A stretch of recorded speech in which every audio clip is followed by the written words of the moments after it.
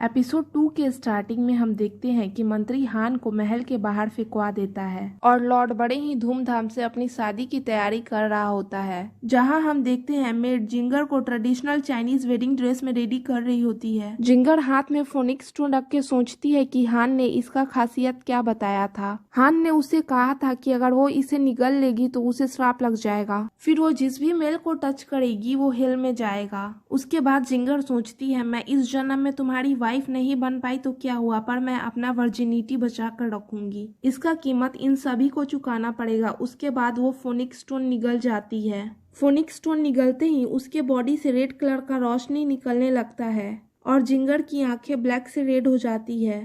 Next scene में दिखाया जाता है लॉर्ड जिंगर को वेडिंग ड्रेस में देख के बहुत ही ज्यादा खुश हो रहा होता है। तभी उसे एक आदमी कहता है, लॉर्ड हमने सुना है आपकी वाइफ इस कंट्री की सबसे खूबसूरत औरत है, क्या आप हम लोगों को उसको दिखाइएगा नहीं। लॉर्ड खुश होते हुए जिंगर के फेस से घूंघट हटाता है। उसकी आंखें रेड देख के सभी लोग डर जाते हैं। लॉर्ड डरते हुए अपने सिपाहियों को जिंगर को बंदी बनाने के लिए उसके आगे करता है। जिंगर जब उस सिपाही का गला पकड़ती है तो वो जल के कंकाल बन जाता है। ऐसा देख सभी लोग मॉन्स्टर मॉन्स्टर चिल्लाते हुए वहां से भागने लगते हैं। लॉर्ड को भागता देख जिंगर उसको मारने के लिए उसका पीछा करने लगती है तो मंत्री लॉर्ड के पीछे खड़ा होके कहता है, लॉर्ड आप डरिए नहीं, मैं आपकी रक्षा करूंगा। क्योंकि मंत्री को पता होता है कि जिंगर आएगी तो सबसे पहले लॉर्ड को मारेगी, तब तक मैं यहाँ से भाग जाऊंगा। जिंगर लॉर्ड को मारने वाली ही होती है। उसी वक्त जोंग अपने फादर को बचाने के लिए उन दोनों के बीच में आ जाता है। गलती से जिंगर लॉर्ड की जगह जोंग को टच कर देती है। जोंग मर तो जाता है पर वो कंकाल नहीं बनता क्योंकि वो श्रापित हो चुका होता है।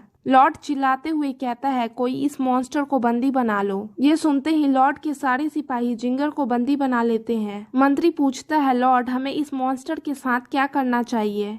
लॉर्ड कहता है, इस मॉन्स्टर ने मेरे बेटे को मारा है, इसके बदले इसे भी मरना पड़ेगा। फिर हम देखते हैं लॉर्ड अपने बेटे को ताबूत में रख के रो रहा होता है और रोते हुए कहता है, ये ताबूत मैंने अपने लिए बनवाया था पर समय तो देखो, मेरे बदले इसमें मेरा बेटा लेटा हुआ है। फिर हम देखते हैं लॉर्ड जिंगर को जिंदा कॉफिन में रखवा देता है और कहता है, चुड़ैल तुम्हें मेरे बेटे का मौत का बदला चुकाना पड़ेगा, इसलिए तुम हमेशा के लिए इस कॉफिन में कैद रहोगी। मंत्री चिल्लाते हुए कहता है, इसको जिंदा इस कॉफिन में बंद कर दो। फिर लॉर्ड उन दोनों कॉफिन को उसी मकबरे में रखवा देता है जो मकबरा हमने पिछले पार्ट में देखा था। नेक्स्ट सीन में हम देखते हैं हान हाथ में ड्रैगन स्टोन लेकर जिंगर को याद कर रहा होता है।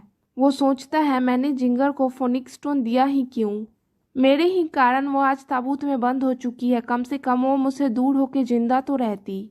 इसके बाद स्टोरी पास्ट से प्रेजेंट में शिफ्ट होता है जहां मिस्टर मू कह रहे होते हैं, लगता है जो कॉफिन के बारे में स्टोरी है वो सच में है, क्योंकि हमने उस लड़के के मम्मी को अपने आंखों से देखा है। पुराने समय में कहा जाता था अगर 5 तत्व किसी के कॉफिन में रख दिया जाए तो वो उसके मैजिक से हमेशा के लिए जिंदा रहता है। सियाओ कहता है, अगर हम इस बात पे विश्वास भी कर लें तो उस लड़की के भूत के बारे में क्या जिसके बारे में यान हमें बता रहा था। मिस्टर मू कहते हैं, उस लड़की के बारे में तो मेरे पास कोई रिकॉर्ड नहीं है, लेकिन हो सकता है कि यान को ऑक्सीजन की कमी के कारण इल्यूजन हो गया होगा। फिर मिस्टर मू सियाओ को एक पिक्चर दिखाते हैं जो ड्रैगन स्टोन का होता है। सियाओ ड्रैगन स्टोन के पिक्चर को देख के शॉक हो जाता है क्योंकि उसके पास भी वैसा स्टोन होता है और वो वहाँ से जाने लगता है। मिस्टर मू से कहता है, अगर कोई इन्फॉर्मेशन होगा तो मैं आपको बता दूंगा। सियाओ अपने घर पे जाकर ड्रैगन स्टोन ढूंढ रहा होता है। तभी वहाँ यान आकर सियाओ से पूछता है, तुम क्या ढूंढ रहे हो, क्या कोई इम्पोर्टेंट सामान है। हमें यहाँ मालूम चलता है यान भी सियाओ के साथ ही रह रहा है। फिर वो कहता है, मैं आकर तुम्हें डिस्टर्ब नहीं करता पर मैं क्या करूँ, मुझे भूख लगी है। सियाओ कहता है, तुम जाकर फ्रिज में देख लो, अगर कुछ होगा तो खा लेना।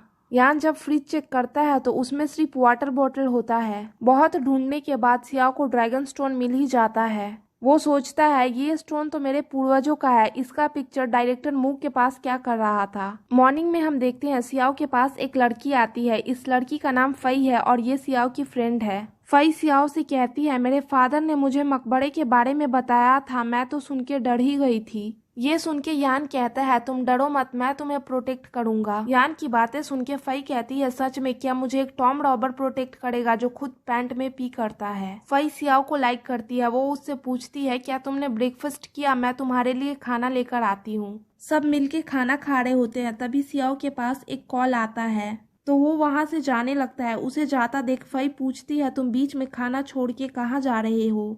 सियाओ कहता है मेरे पास लीडर वैंग का कॉल आया था, उन्होंने कहा पार्क में वैसा ही डेड बॉडी मिला है जैसे हमें मकबरे में मिला था, तो हमें वहां जाना पड़ेगा। यान कहता है तो तुम्हें वहां जल्दी जाना चाहिए।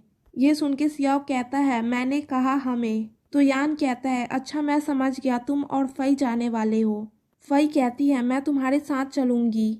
सियाओ कहता है नहीं, वहाँ बहुत खतरा होगा, तुम्हें रिस्क लेने की कोई ज़रूरत नहीं है। मेरे साथ यान जाएगा क्योंकि इसने तो उस औरत को देखा भी है। नहीं जाओगे तो तुम्हें मालूम है ना, मैंने और प्रोफेसर मू ने लीडर वैंग से बात की थी कि वो तुम्हारे ऊपर इन्वेस्टिगेट ना करे। लगता है मुझे लीडर वैंग से फिर से बात करनी पड़ेगी। ये सुनते ही यान जाने के लिए रेडी हो जाता है। वो दोनों फिर क्राइम स्पॉट पे पहुंचते हैं। लीडर वैंग कहते हैं ये डेड बॉडी बिल्कुल कल के तरह ही है। लगता है यान ने हमें उस लड़की के बारे में सच ही कहा था।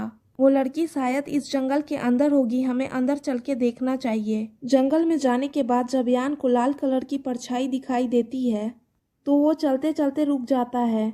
ये देख सियाओ उससे पूछता है तुम्हें क्या हुआ, तुम रुक क्यों गए? डरते हुए यान कहता है लगता है मैंने उस लड़की को यहाँ देखा। ये सुनते ही सब इधर उधर देखने लगते हैं। सियाओ जब यान की तरफ देखता है तो वो डर के अपने पैंट में सूसू कर दिया होता है। ये देख के सियाओ कहता है तुम्हें किस बात का डर लग रहा है, तुम तो हम लोग के साथ में हो। यान उंगली दिखाते हुए कहता है अपने पीछे देखो पीछे। सियाओ जब अपने पीछे मुड़ता है तो वहाँ जिंगर खड़ी होती है। पीछे मुड़ते ही जिंगर सियाओ का गला पकड़ लेती है, जिसे देखकर यान नौ धोई गाढ़ा हो जाता है। इसके आगे क्या होगा इसके लिए आप लोगों को नेक्स्ट पार्ट देखना पड़ेगा। यहीं पे इस पार्ट का एंड होता है।